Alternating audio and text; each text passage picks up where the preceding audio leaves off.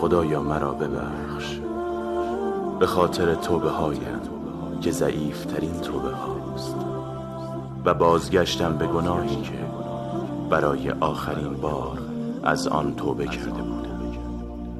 خدایا مرا ببخش به خاطر تمام لحظاتی که در آن به پدر و مادرم نیکی نکردم. خدایا مرا ببخش به خاطر تمام لحظاتی که نافرمانیت کردم و از هوا و هوسم پیروی کردم. خدایا مرا ببخش که در زندگی دنیا غرق شدم و فراموش کردم از بین رفتنی است. به راستی که تو از خودمان به ما مهربان تری.